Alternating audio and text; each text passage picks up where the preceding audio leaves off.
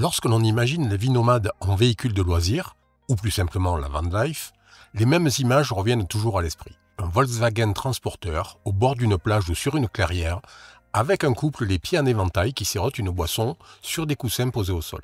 Merci, ou pas, on va le voir, aux réseaux sociaux en général et à Instagram en particulier, d'avoir instillé cette image dans la tête de tous les prétendants à ce mode de vie. Mais qu'en est-il réellement? La van life est-elle vraiment la représentation de la liberté? Voilà ce que je peux vous dire après 2 ans de ce mode de vie à plein temps, et bien plus longtemps que ça, en mode de vie très alternatif. Je sais que beaucoup s'attendent à ce que je parle des interdictions, de stationnement, de circulation et de tant d'autres choses pour illustrer la question de la liberté nomade sur la route. Eh bien ce n'est pas l'axe que j'ai choisi et ce sera un peu moins terre à terre qu'une simple liste des emmerdements que l'on croise au quotidien dans ce mode de vie, même si ces problèmes feront partie de ma réflexion. Ces emmerdements font partie des impératifs de la vie en société. Pour vivre en société, il faut nécessairement des règles. Elles protègent certaines choses en limitant la liberté du plus grand nombre. Si vous me suivez depuis pas mal de temps, vous savez qu'avant de me lancer dans cette aventure, j'ai longtemps vécu sur un bateau. J'ai aussi vécu dans une maison et dans des appartements de grande ville. Oui, j'ai été assez instable en termes de mode de vie. J'ai donc une vision assez étendue des différents choix de vie et de ceux alternatifs qui font immédiatement penser à une liberté absolue. Mais de quoi parle-t-on? A-t-on tous la même définition du mot liberté? Et pire encore, avons-nous tous la même vision du concept même de liberté? Parce que si ce n'est pas le cas, et je suis certain que ça ne l'est pas, la vision de la liberté des uns est alors souvent très éloignée de celle des autres, ce qui rend assez trouble le fameux principe « la liberté des uns s'arrête où commence celle des autres ». Par exemple, la liberté des uns de laisser leurs excréments et du papier toilette partout où ils s'arrêtent dans la nature est très éloignée de ma propre vision de la liberté de profiter d'une nature le moins souillée possible. Et là, on ne parle pas de réglementation, vous voyez bien, juste de cohabitation. Ce qui nous amène au point crucial, qui est qu'il ne peut pas y avoir des libertés absolues dans une société organisée. Pour que la liberté des uns s'arrête où commence celle des autres, il faut des règles. Alors ça, c'était pour lancer un débat philosophique dans les commentaires, je vous laisse faire. Une petite limite cependant, il faut de la courtoisie et des arguments. Si c'est pour traiter les autres de moutons ou autre joyeuseté, c'est pas la peine de perdre du temps à poster, votre message sera supprimé. Mais maintenant, avançons. S'il ne peut pas y avoir de liberté absolue, il faut alors se tourner vers la liberté relative, et la question devient du coup, suis-je plus libre dans un mode de vie nomade en van que dans un mode de vie sédentaire plus traditionnel? Et on entre là dans le cœur du sujet. En temps normal, mon esprit très cartésien aurait été tenté de faire d'un côté une liste des contraintes d'une vie traditionnelle sédentaire et de l'autre la liste des contraintes de la van life. Mais ce serait une erreur, parce que les contraintes des uns ne sont pas celles des autres, sur un plan purement matériel déjà. Quelqu'un avec une bonne aisance financière aura des contraintes souvent très différentes de quelqu'un qui doit composer tous les jours pour joindre les deux bouts.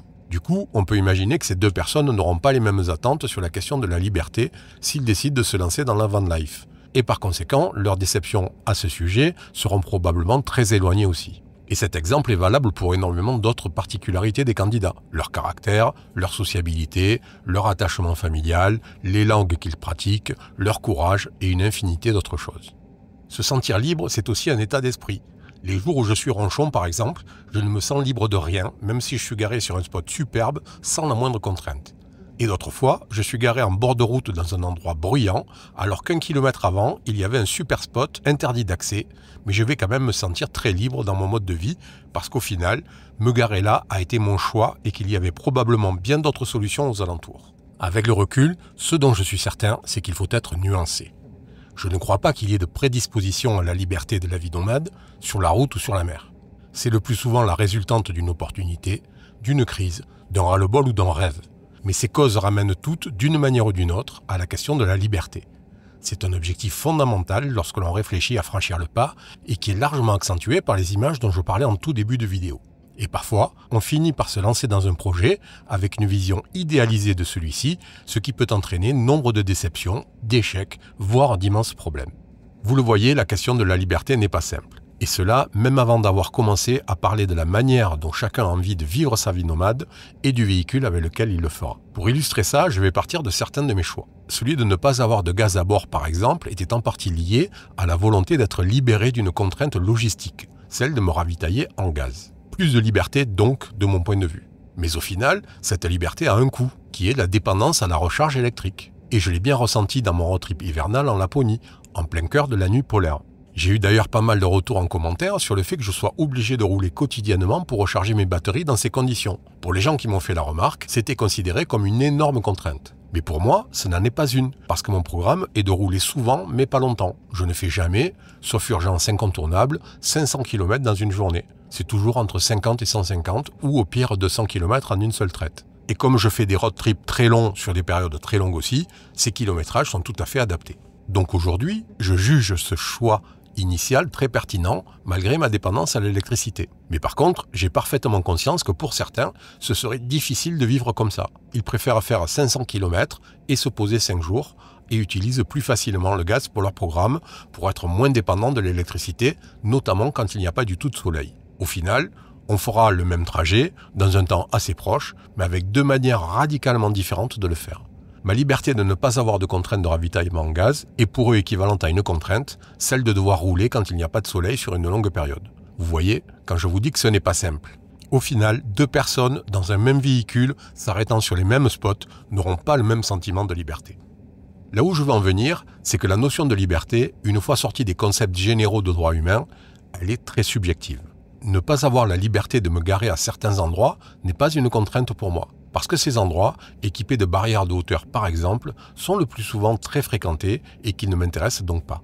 Ne pas avoir la liberté de circuler dans certaines grandes villes à cause des ZFE n'est pas non plus une contrainte. Parce que si j'ai envie d'aller dans une grande ville, je préfère largement me garer en périphérie et y aller en vélo ou en transport en commun. J'ai pris deux des exemples les plus fréquemment utilisés pour exprimer le manque de liberté en van life. Et pourtant, ils n'ont pas d'impact sur moi alors qu'ils peuvent être très mal vécus par d'autres. Chaque moment de la vie nomade peut être vu selon des perspectives différentes, donc comme de la liberté ou au contraire de la contrainte. De mon point de vue, la plus importante liberté de la van life est de pouvoir la vivre. Je suis conscient d'avoir cette liberté folle, d'avoir pu tout plaquer, d'avoir pu aménager mon véhicule et de désormais pouvoir voyager aux limites de l'Europe et au-delà, quand je veux, comme je veux.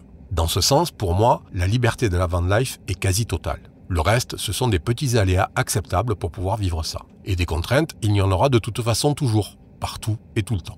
La seule question est de savoir à partir de quand ces contraintes deviennent plus lourdes au quotidien que la liberté à laquelle elles nous permettent d'accéder. Ensuite, il suffit de s'organiser en fonction de ça. C'est juste une question d'équilibre au final. Et dans tous les cas, avoir le maximum de liberté dans ce mode de vie, c'est avant tout se donner les moyens de faire ce que l'on a envie de faire. Déjà, il s'agit de prévoir un programme en accord avec ce que l'on a envie de vivre et nos limites. Ensuite, prévoir un aménagement qui va totalement dans le sens de ses envies et de son programme, plutôt que dans celui des modes du moment. Si votre programme intègre vos limites en termes d'acceptation de contraintes et que votre aménagement est parfaitement adapté à ce programme, alors vous aurez la plus grande liberté possible. La liberté, ce ne peut pas être une généralité ou un acquis.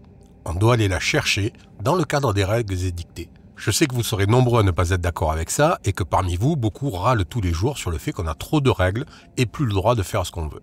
Je ne fais pas partie des gens qui se plaignent de ça. Je préfère largement utiliser mon énergie à trouver des solutions pour m'adapter aux nouvelles règles et maintenir mon sentiment de liberté malgré tout, plutôt que de l'utiliser à m'en plaindre parce que j'ai la certitude qu'au final, ça ne servira à rien. Par exemple, si vous ne supportez pas qu'on vous empêche de vous garer à certains endroits et que votre programme consiste essentiellement à vous garer à proximité des plages dans le sud de la France en été, vous aurez un sentiment fort d'être privé de liberté.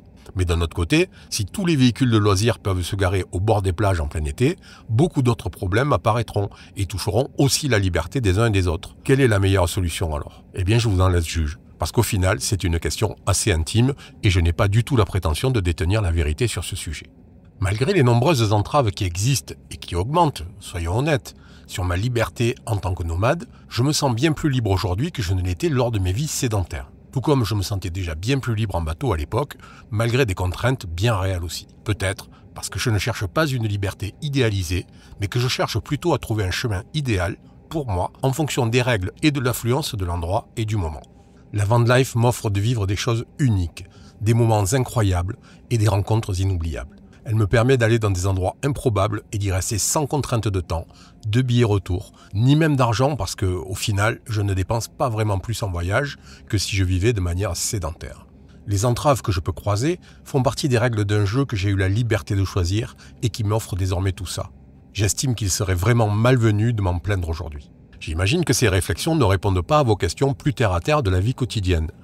Vous trouverez pas mal de vidéos qui traitent de ce sujet et je ne voyais donc pas l'intérêt d'en faire une de plus. Et d'autant moins que mon programme est probablement très éloigné de celui de la majorité des personnes qui vont regarder cette vidéo. Pour vous donner un simple exemple, une de mes contraintes les plus importantes depuis 4 mois, c'est de trouver des spots déneigés pour passer la nuit.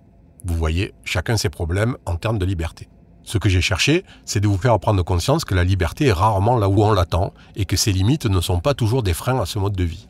Il y a des règles et des règlements. C'est indispensable pour que l'on puisse vivre en communauté ensemble. Mais on a toujours la liberté de trouver nos propres solutions pour faire avec ces règles. Et si ces moments de réflexion sur la van life vous permettent d'avancer dans votre projet, cette vidéo devrait vous intéresser. Allez, à la prochaine. Ciao.